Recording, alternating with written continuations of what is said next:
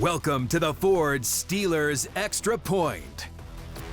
Good evening, everyone, and welcome inside the KDKA TV studios after what was a gigantic win for the Pittsburgh Steelers today as they take down the Baltimore Ravens 18-16. We welcome you into our postgame coverage. Bob Pompeani along with Hoke Pro 76, former Steeler nose tackle Chris Hoke. And man, Chris, 18-16, this is the second win this year without the benefit of an offensive touchdown. No touchdowns in this game, and the Steelers win. They did it in Atlanta on 6 Boswell field goals. They did it today on 6 Boswell field goals. None for the first 2 for Justin Tucker, and that was a big 2 misses for them. Absolutely. Anytime you go into the red zone 4 times and you do not convert a touchdown in any of those, it's tough to win ball games, especially against the Baltimore Ravens team who came in here as the #1 scoring offense in the NFL. But they were able to pull this thing out. Just a really tough, gritty defensive battle here in this game. And Bob, let me tell you something right now. When you look at this game right here, the Baltimore-Pittsburgh battle, this lived up to the hype.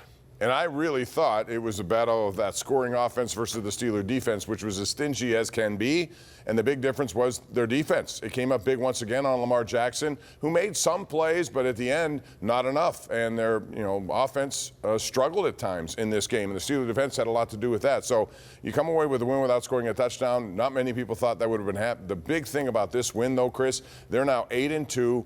They are 3 games essentially in front of Baltimore. They're 7-4 are the Ravens, but with a tiebreaker in their pocket, that is a big lead with 7 games left in this season. Well, just think about 2 weeks, what a change and a difference it makes. 2 weeks ago, 6-2, but the Steelers haven't really played anybody yet. That was all the conversation. They go into Washington and beat a 7-2 Washington Redskins team. Then they come home to play a 7-3, very physical, very dynamic offensive Baltimore Ravens team, and they beat them now. Now they're sitting 8-2, 3 games, really essentially atop the AFC North. Nobody thought they would be here right now. What an exciting story they're writing right now, Bob. There's no question about it. Big plays down the stretch. I think the biggest one may have been Peyton Wilson with the interception on Justice Hill, who was open, made a play, but somehow, some way, Wilson came up with a pick, and that led to the game-winning field goal, as it turns out, by Boswell, because the Ravens did score, but they botched that 2-point conversion. Quite frankly, after a timeout, I'm surprised that's the play they called. Yeah, I mean, it was huge. Think about it. It was 15-10. They were going down to score this field goal to go up by 8 points, and Russ Wilson throws an ill-advised throw. You think, okay, this is going to happen. The Ravens are going to go down the field. They're going to score. They're going to take the lead and win this game. This rookie, Patrick Wilson, out of North Carolina State, puts his arm up. What a heck of a play, Bob, ripping that ball out of Justice Hill's hands and putting it back in the Steelers to go down and score the winning field goal. And that's what his job is, to keep up with those guys out of the backfield. And boy, did he. He made the play of the game, at least one of the big ones. There's the Steelers win today, 18-16 to get to 8-2. We have plenty coming up. Locker room reaction from head coach Mike Tomlin, players. Rich Walsh is in there with our photographer Ian Smith. And we have plenty of analysis as well as your phone calls coming up until 6 o'clock. This is the Ford Extra Point Show following a big win for the Steelers, 18-16. They hand the Ravens a huge loss. We'll be back with more right after this. Welcome back to the Ford Steelers Extra Point. The Ford F-150 is the official truck of the Pittsburgh Steelers and the best-selling truck in Pittsburgh. Welcome back as we continue. You're looking live at Acrisure Stadium. People filing out of that place and very happy today following an 18-16 win. A lot of field goals. In fact, all field goals for the Steelers today. No offensive scores. And, man, that's why they play the game, and that's why sometimes you look at statistics and you don't understand how games play out. But because of the win, the Steelers are in total control in the driver's seat. 8-2 overall. That's their first division, and it's a first division win. So that's good. They have 3 more coming up in a row here. A short week coming up with the Cleveland Browns. Browns are 2-8. You see the Ravens now 7-4. They've played 4 games. They swept Cincinnati, lost to Pittsburgh and Cleveland. The Bengals are 4-6, and they are desperate as well. So things are working out for the Steelers. You know, if I had told you no touchdowns in this game, Chris, you would have said, wait a minute. Now, that can't be, because the Ravens came into this game with one of the worst defenses, at least statistically on paper. They were dead last in yards given up. They gave up 22 touchdown passes this year. That's the worst of any team in the NFL, and yet the Steelers couldn't crack the end zone today, and I would have never thought they could win like this, but they did. Well, they're able to move between the 20s, and once they got to that 20-yard line and got inside, they just could not find the end zone for one reason or another. But the reality is, I knew this was going to happen, Bob. I said this on the radio this week. When the Ravens come to town, even though they're the 32nd ranked passing defense in the NFL, they're going to tighten up and make sure that Russ Wilson doesn't throw the ball over the field, and that's exactly what they did. But Russell Wilson made made the throws when he needed to. Beautiful throw down the field, a moon ball down to George Pickens to set up another scoring drive. Just making the throws that they needed to, Bob. And this Baltimore Ravens defense, though, surprised a lot of people with coming in with the reputation they had this season. Yeah, they, no question, played their best defensive game of the year, at least I thought, and they still lost the game. And, you know, when you think about it, the Steelers defense did what it always does against the Ravens. They make them difficult to play against. Lamar Jackson has had so much success against every team in the NFL, but against the Steelers, for some reason, it just not happened, and they pretty much bottled him up today, I thought, for the most part.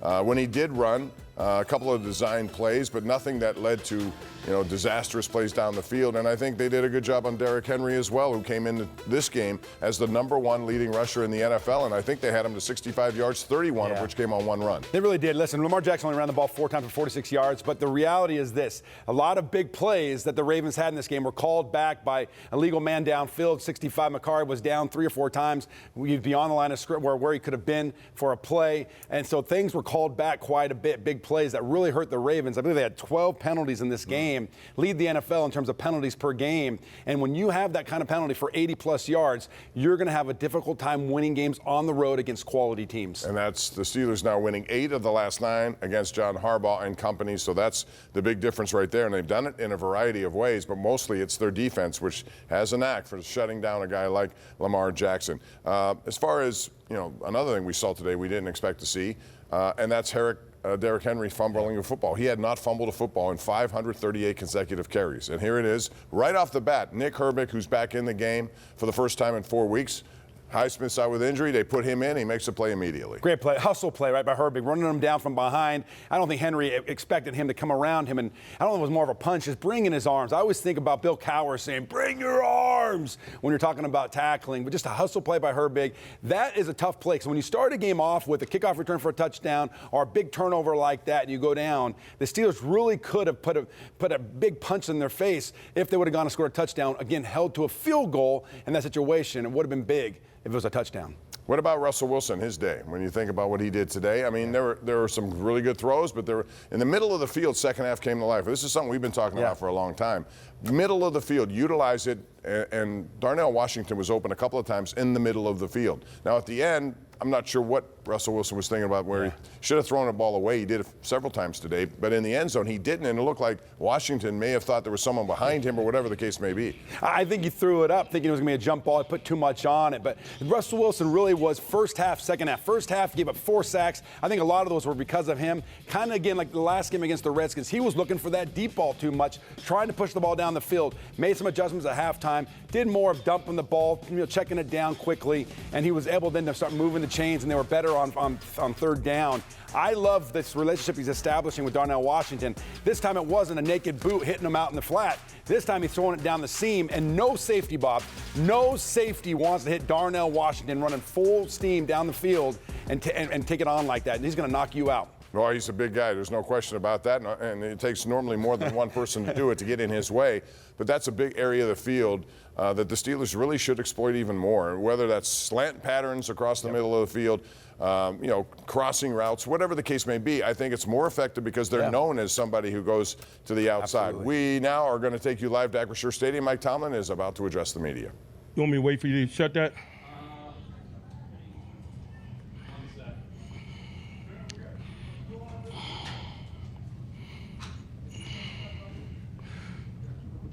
You know, it was a tough, hard-fought game. It always is. We're just really appreciative of being in these games because we realize the growth associated with it, obviously, when you get it done. And so I'm excited for the guys in that locker room. They're excited, and they should be. They made the necessary plays. Certainly, it wasn't perfect, man, but it's not going to be when it's highly competitive and you're playing good people. I like the way our guys responded to the challenge. Particularly our defense, man. A lot was written and said about that offense coming into this game, and rightfully so, man. They got a lot of talent. They got a lot of weapons. They got good schematics. Our guys played hard and together, and man, I'm appreciative of that. We had some bumps and bruises associated with play. I think most went back. Joey Porter went back, I think. Shin contusion. Keanu Benton is a guy probably that needs further evaluation. We got a short week this week. We got another AFC North battle waiting on us, and so we respect that. We don't waste too much time patting ourselves on the back because that next challenge is right around the corner, man. But this is what we signed up for. This is what we live for. This is the ultimate competitors league, and we swimming in these waters, and it's good. It's good to get to know ourselves. It's good to, smile in the face of adversity that the game and life presents, and come through the other side of it. So I'll pause and open it up for questions. Mike, what was it you guys were able to do defensively to limit what Baltimore did? We did what we always do, to be quite honest with you. You better play hard, fast, and together when you play this group and when you play Mr. Jackson. His talents are unique. Their schematics are unique. And forget the minutia of what it is you do. You better play hard, fast, and together. You got no shot, and we always start there. Coach, you think it's really fortunate that you have a kicker like Chris Boswell that can actually score all the points that you would need to secure a win? I love Bos, man. I'm tired of him getting player of the week. He probably got player of the week again this week. He's deserving of it. But it reminds us of our warts. It reminds us of the work that we need to do. But man, no doubt, I'm thankful that he's on our team. How do you evaluate your offense then in this game? W. Coach, your thoughts on just your team's again ability to make the splash plays, including the interception by Pickens and Wilson? It starts with belief in self, individually and collectively, and there's no shortage of that. And then those guys just lock in during the course of the prep week, man, and they realize that these big games are oftentimes defined by how you work. And so, we know we're going to have an edge in bowls like that on days like today, and so we got to have an edge on Wednesday and Thursday and Friday, and they do, and that gives us a real chance. Coach, you've played Justin Tucker a numerous amount of times. I mean, have you ever seen him kind of struggle like that? Not for me to answer. Mike, this is the best offense, best statistical offense in the NFL, but especially in the second half. What did it mean that you were able to keep them in check the way you did, especially Jackson Henry? We have to. These AFC North relationships are intimate ones, and we don't have a choice. You can't circumvent that challenge. You got to go through it, and thankfully today we did. Coach, there's been so much talk about Justin Fields. When will we see Justin Fields on the field utilizing the package? So we finally saw that happen today. What can you say about his play? It was timely. He had a minor hamstring on the other side of the bye that kind of slowed some of this, but we haven't been bashful about our intentions. I know sometimes you guys think we make stuff up, but he's a capable dude. We're going to utilize him. He's really talented. I'm excited about both these quarterbacks we got on our roster. They both are going to be reasons why we're successful and have been. And equally as important as that is they're really good people, man. They're supportive of each other. They're hand in the power guys, and Justin has really reflected that. And he had a heck of a week, man, representing Mr. Jackson for us, for example. And so, I'm glad he had an opportunity to contribute and put his hand in the pile and be a component of why we were successful. What can you say about Queen? One man's trash is another man's treasure, man. I'm glad he is on our team. Things come down to that two-point conversion at the end. What was going through your mind at that point? I wanted to see what structure they were in and call a timeout, and we did that. And thankfully, we even saw some of the semblance of the schematics of what they intended to run. I think that made them change and go the other direction. And obviously, particularly Mr. Jackson is a little bit less dangerous when he's going to his left than his right. And so we're thankful for that. Talked to Pickens and Wilson before that interception. Any type of motivational message there or anything like that? Man, we were talking all week, he and I, about his matchup with 43. He's a pass situation linebacker. 43 is a pass situation runner. He's a young guy, he being Peyton, and so we knew that they were going to go at him. He needed to be prepared. We worked him all week in terms of that matchup. That rail route that he picked off, the screen game that's associated with it. Peyton did a nice job preparing himself and not blinking and communicating in game and understanding the urgency of that matchup. And I think that's why he was successful. I think you create your fortune sometimes when you're locked in, and he was locked in, very cognizant of the challenge, man, and rose up to meet it. Coach, do you anticipate any personnel changes when it comes to Broderick Jones and maybe some of the unforced errors that he I am not worried about that. You guys can write all you want. Broderick Jones is playing right tackle for us. He's going to continue to get better.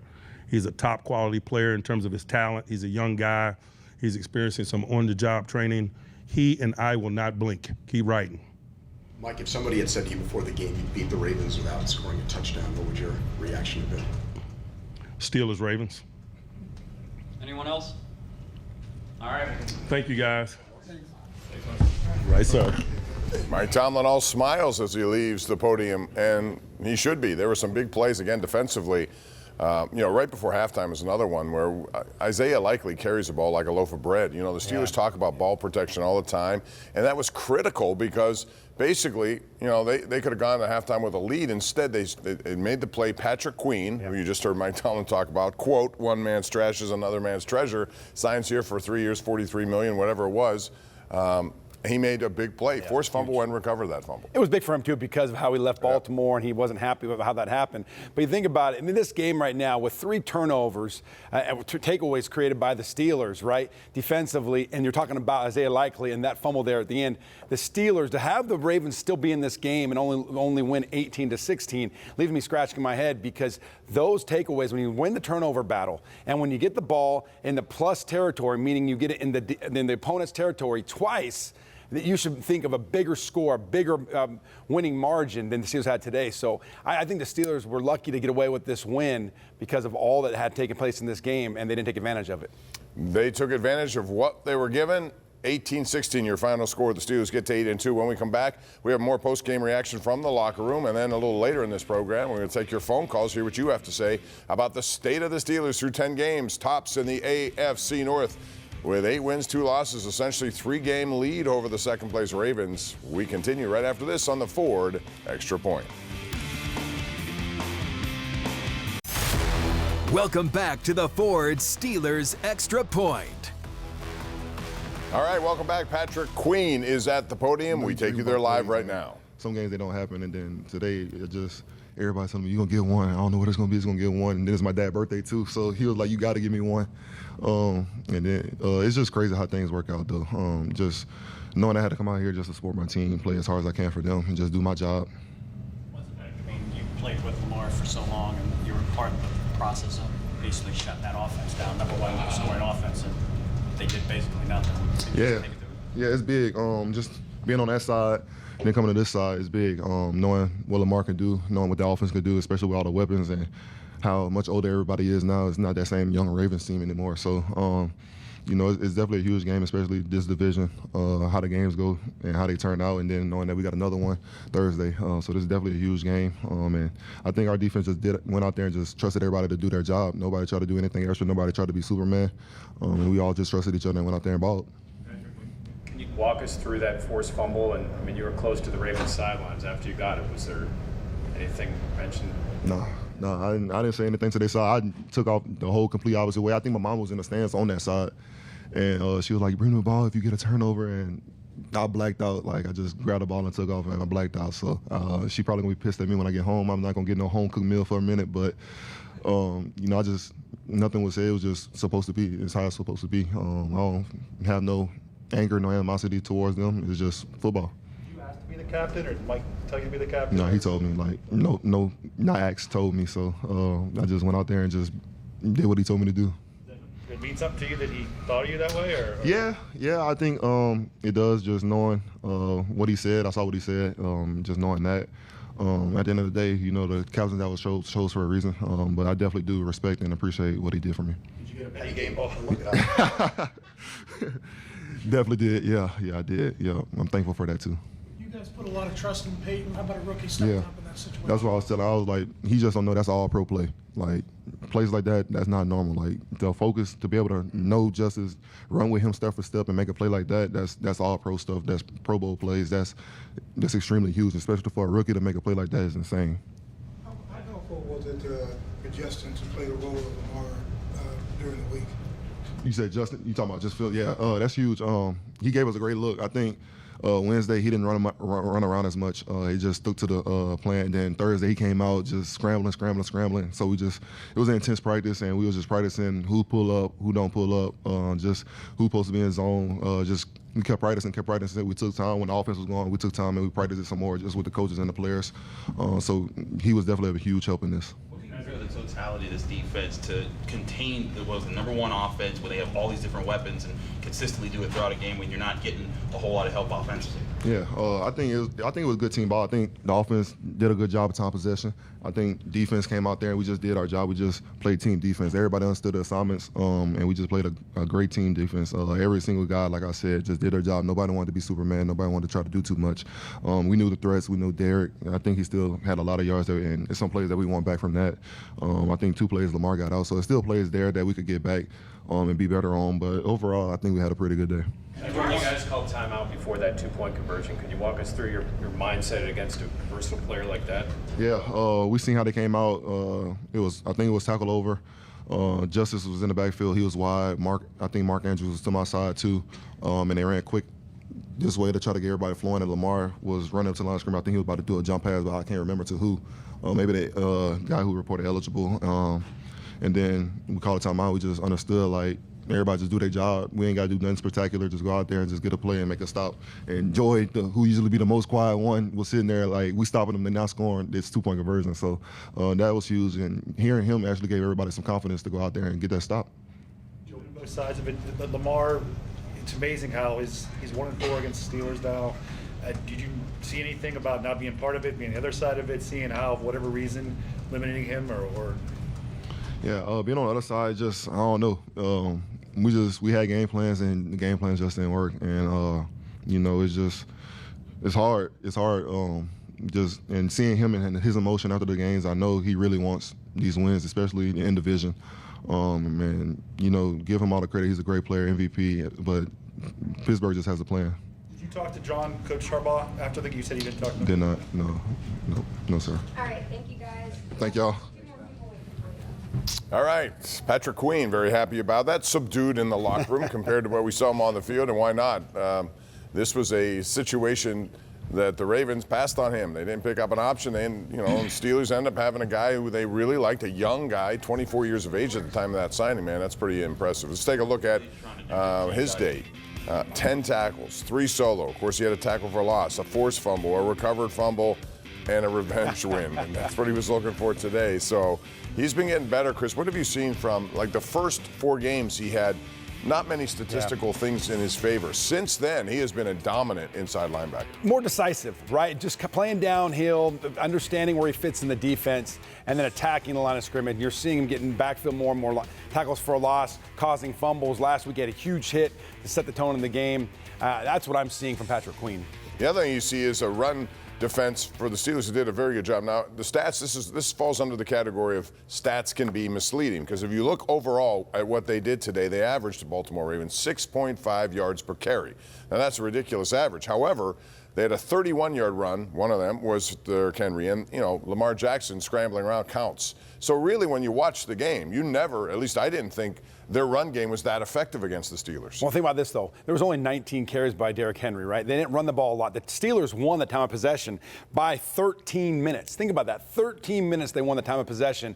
And it seemed to me, as we rolled from the third quarter into the fourth, you saw the Steelers build momentum. They started to impose their will on the Ravens. They started to get a few extra yards on the run game. They're the ones that broke the Ravens, not the Ravens breaking the Steelers. And that's why you saw the Ravens really, with that time of possession difference, Bob, that's why you didn't see a lot of running from the Ravens, because they didn't have the opportunities to do it. Yeah, you said 19 carries total for the Ravens. That counts for Lamar Jackson. Steelers, on the other hand, had 34, which is how, as this game went on, they started to really, I think, wear down Baltimore's defense. Meantime, when you think about what's going on with the Steelers and some of the plays down the field, there weren't that many down the field that I thought maybe Jackson would take a shot, because he's been good at that this year, and that has not happened. It did not happen in this game. A couple of times, yes, but then penalties nullified them. There's no question. He misfired a lot. There were guys open, and it just seems to me like there's something about the Steelers in his head right now where there's just that stoppage where he can't go out there and he's throwing the ball, he's sailing balls that you don't see him do when you watch film of previous games. And so he's got to figure, I think, mentally a way for him to get over that when they play the Steelers here in about a month. Because if he doesn't, it'll be another loss, and the Steelers will be 9-10 against the Ravens over the last 10 games. You heard Patrick Queen talk about Peyton Wilson and that unbelievable play to take it away from Justin Fields. Rich Walsh was in the locker room, and he had a chance to be there when Mr. Wilson spoke.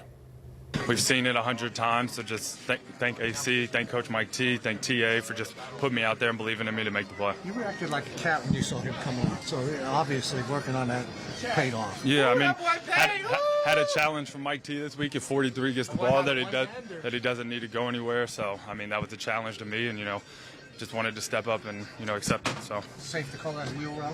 Yeah, just a wheel route. Trying to get picked by the receiver, went under. If I'd have went over top, Lamar probably wouldn't have threw it. So I went under and just happened to be in the right spot at the right time. Now pulling that ball out while he was going down, did you know you had it right away, or did you think he might have been down? Nah, I had it the whole time. The second that ball, my hands were through his, and the ball hit me right in my palm. So had it the whole time, but.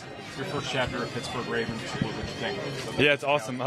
It's kind of cool. It kind of takes you back to, the physicality. It's a whole different world, but just the energy and the motivation. It kind of takes you back to college when you have those intense rivalries. But it was super cool to be a part, and I just can't thank Jesus Christ for this. When did you realize it was defensive play again? And who congratulated you? I mean, it's just really cool to see guys like PQ and E-Rob, guys that I look up to every single day. I've been learning to. I mean, the first people to celebrate with me are them. So that just kind of shows you the culture of this team, the culture of our LB room. It's not winning who makes a play. We're gonna make a play and everybody's celebrating. So it's just awesome to have those guys in my room. The rookie's made an imprint. There's no question about it. A lot of people shied away because of some injuries he's had at NC State. But if you looked at when he was healthy, he was a game record, and we saw that today. Yeah, absolutely. Listen, you saw him play a lot of snaps leading up to the bye week, and that was one of the adjustments the Steelers made at the bye was not play him as much in the nickel downs. What was happening against the Steelers, teams were coming out and going multiple receiver sets, putting the Steelers in nickel. He was their nickel linebacker, and then they would run the football, and that right now isn't his strength. You saw Coach Tomlin say in the postgame interview, he is a coverage linebacker. So you're seeing last week against the Redskins, Landon Roberts played about 60% of the snaps. And so you saw his snaps dwindle a little bit, Patrick Wilson. Today, that big play, that interception was huge for his confidence, for his psyche moving forward. I'm so happy for him. Yeah, again, big play turned the game around because if you remember at the time, Russell Wilson had just thrown an interception. So they had a chance at 15-10 to come down and take the lead. That was a big play. All of a sudden goes the other way, and it's basically a 10-point swing if you factor in they may have scored. It turned into a Boswell field goal. But at the end of the game, they did score. It was 18-16. It came down to a 2-point conversion because Tucker had missed 2 previous field goals.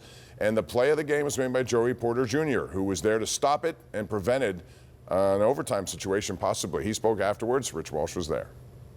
In football on that last play, I seen my guy kind of block down and not go out for a pass, and I seen Lamar roll out to his left, so I was like, let me just make a play, and that happened. How'd that feel in a game like this with so much on the line? I mean, it felt great.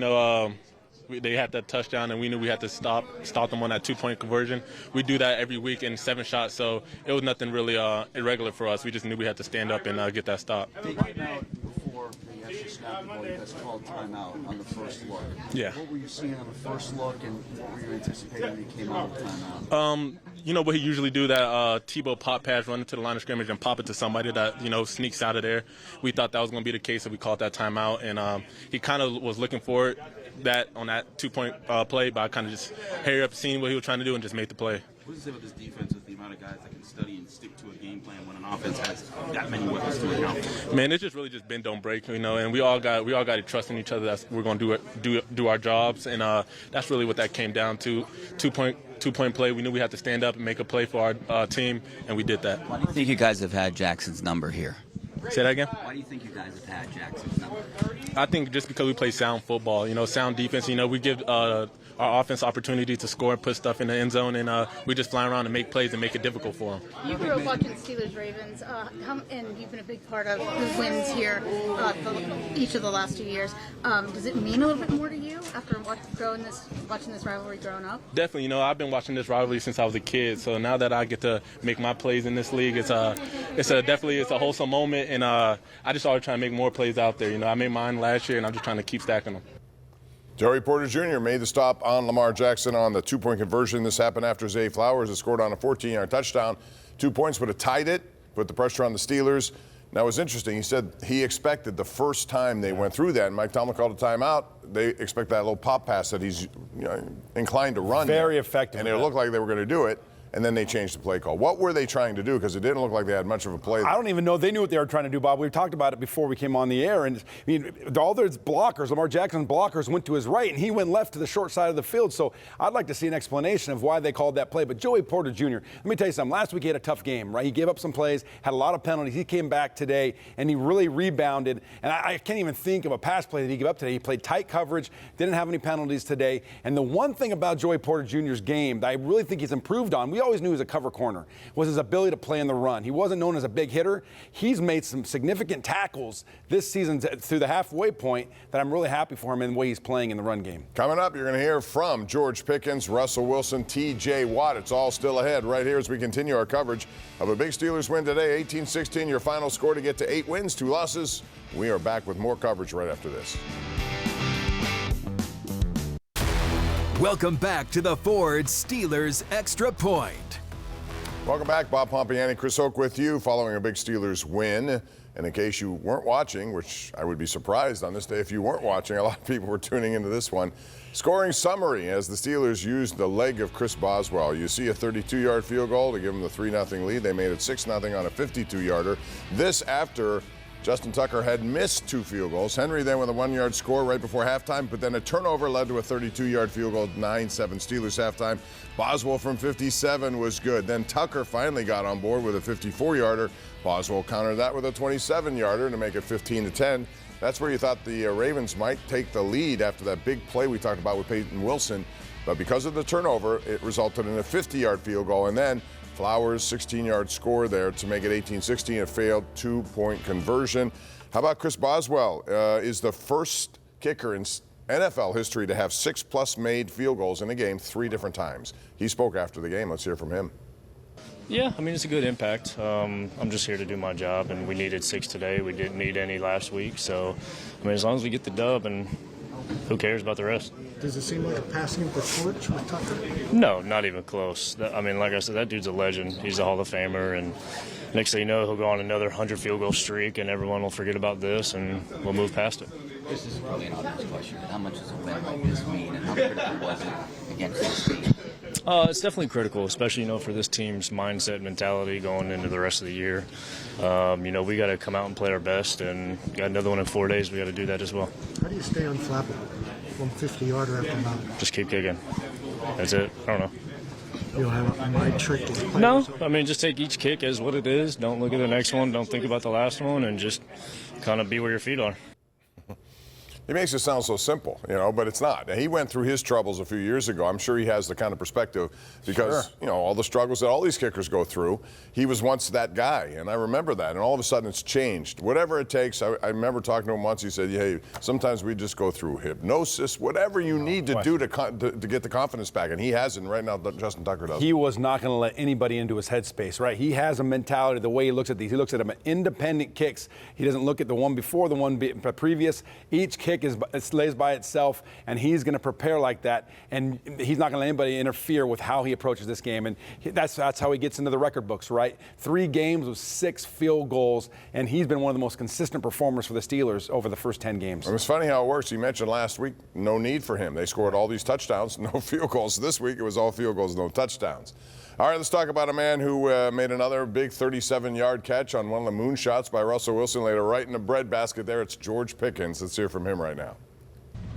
George, what were they trying to do to you guys to limit you guys to the air in this game? Was there anything different that you guys didn't see on film, or you got to get the looks that you expected? We kind of got some of the looks that we expected. A lot of them, I'll probably say like 65% of them weren't the looks, from film. And that's, that's always going to be a team's always going to try to switch it up and, get you guys confused. What does it say about you guys as an offense to still find a way to move the ball at times, the deep ball that you had for Russ? Yeah. I'll probably say efficiency. Like I said, when the defense switches up the coverage, and try to confuse you, all you can do is do your play at the best ability. So when we're efficient, there's nothing you can do to stop us. How much more is that comfortability with you and Russ? I mean, it seems like that deep ball connection is hard. Yeah, it's been pretty good. Just doing my part, winning, giving him, space to where he can throw the ball and trying to make a play. chippy was it out there, especially with Humphrey? It seemed like he was involved with everybody. Yeah. He was. It was a very, rivalry game, very chippy game. I think from the previous years, me game winner in him just trying to come out with a tougher mentality, but also costing his team flags. You know what I mean? So I'd probably say just aggressiveness. It's a rivalry game, so something you expect. George, how much have you seen Darnell improve in some of the impact that he can make for you guys now?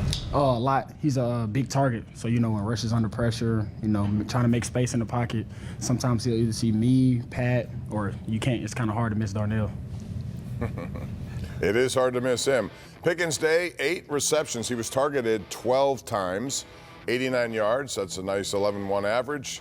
And he had the big 37-yarder, which set up 3 points in there. But again, the red zone wasn't as good as it needed to be today, but they still get a win. But, man, Russell Wilson has a rapport with this guy right off the bat. He looks to him, and he puts the ball on the money when he's looking down the sideline. There's no question. And when he looks when he wants to put the ball down the field and change the field position, he goes to George Pickens. And let me tell you something. You're seeing George Pickens, Bob, mature before our eyes. And I think that Russell Wilson is having a tremendous impact on George Pickens. And it's just the way he addresses the media, the way he plays in the game.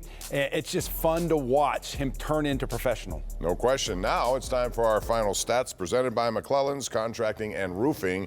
These stats do not look all that impressive offensively for either side, really. The first down's pretty even.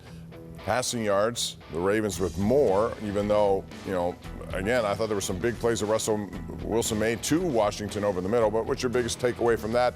And the turnovers, of course, would be the biggest play. Yeah, turnovers big play, right? I mean, the Steelers were +2 in the turnover ratio. 12 penalties for 80 yards. We've talked about it on the show. I mean, really, there were some big plays that were called back because Macari was downfield. And that's a tough situation for a lineman when you're doing RPOs and not knowing if you're down too far, getting lost in the field. And that's a big one. But also look at this. Time of possession to me, we didn't show it there, was big. Today, the Steelers had 13 more minutes than the Ravens. And like I said, I believe at the turn of the third to the fourth quarter, the Steelers started to wear down this Ravens defense. And that was a big moment in the game. No question. Both teams struggled on third down conversions. The Steelers were 1 of 9 in the first half, 4 of 16 overall. Again, when you look at that stat, you think there's no way they're going to win a game against this team, but they did, similar to what Baltimore had at 36%. TJ Watt, he got his hair shaved down today in advance of this game. I don't know if it had anything to do with the game, but he spoke after the game. Let's hear what he had to say. Just trying to be decisive, play fast, get as many hats of the football as you possibly can, be trying to swipe at the football as much as we possibly can as well, too. And I think Herb starting the game off the way that he did, being able to force a fumble. I mean, Peyton having a crucial play for us, same with PQ. Guys are just making plays, and it all starts with fundamentals. Yep. No. I don't want beef. Can you take us through, so they scored the touchdown and then you guys called timeout. What'd you think was going on with that look that they had at first? And can you talk about that play that you ended up stopping them on the 2-point conversion? We had an idea of some of the plays that they could be running out of there. Obviously, Mike T called timeout, and Joey made a huge play. I think it was just, like I just said before, just trying to get as many hats to the football as possible. We practice 7 shots. I mean, you guys know, back in summer, every single day, even in season. So we're very experienced in the tight red area, and it paid off. There's certainly a lot of talk about this being perhaps a rare game where it's a higher scoring game between the Ravens and Steelers. What you feel? How do you feel both defenses responded to that? And once again, kind of a lower scoring game between the two teams? Chris Boswell is a beast, man. Boswell is a beast. He's having a hell of a season. Super grateful for him, but obviously defensively, we were able to get those key takeaways.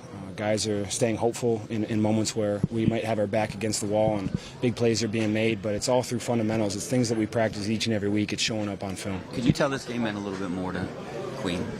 Oh, yeah. I mean, I've never been through something like that, but I understand the want to make plays like that, and to be able to make a huge play in a moment like that and get the win on top of it, it's a great day. What do you tell Derrick Henry after that hit? Do you say anything? I mean, that was it set the stadium on fire. No, I mean, got back up, readjusted my helmet, and got ready to play again because, I mean, they had a lot of pace stuff too, so we were just trying to stay on our P's and Q's. What did you see to get that play?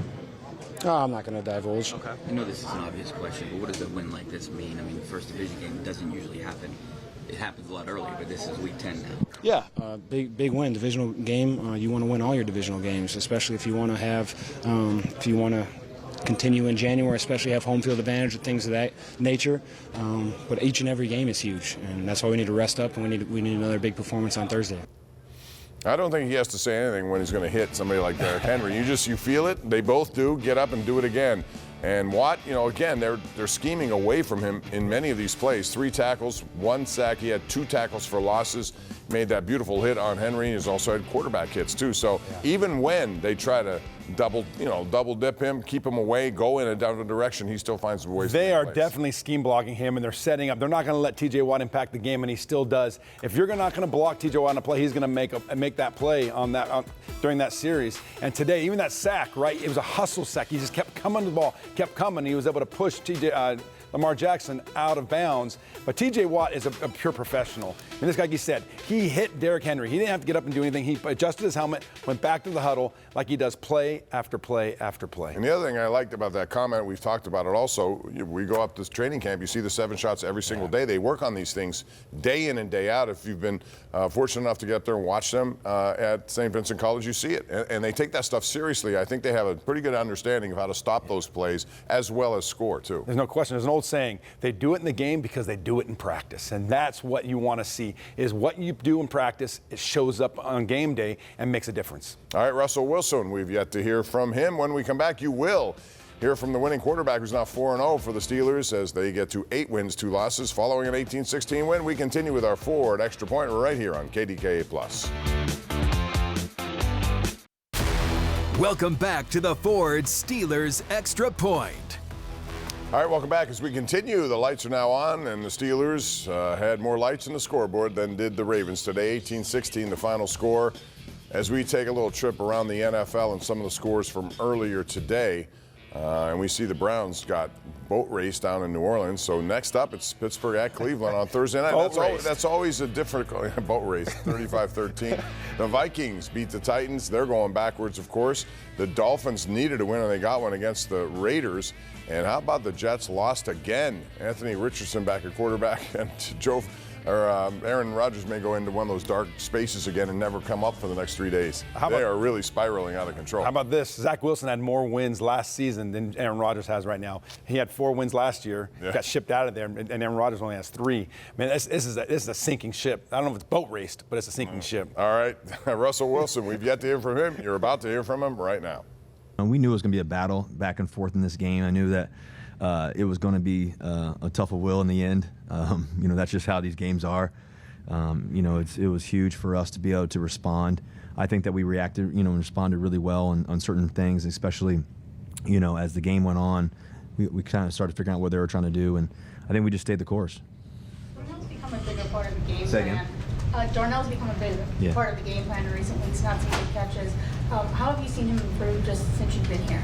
Yeah, Darnell's been so big for us. Obviously, him in the run game, him in the passing game. Obviously, he caught that big seam up the middle, which was a huge, huge play for us. I think that he's done some really, really good things. We got great confidence in him, and so that was another key part to the game.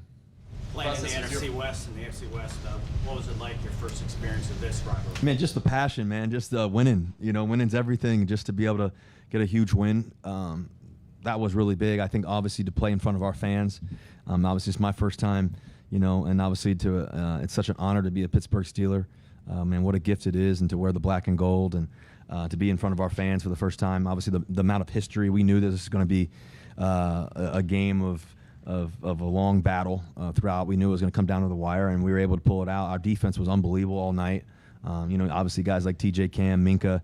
I thought Peyton Wilson's play was a heck of a play.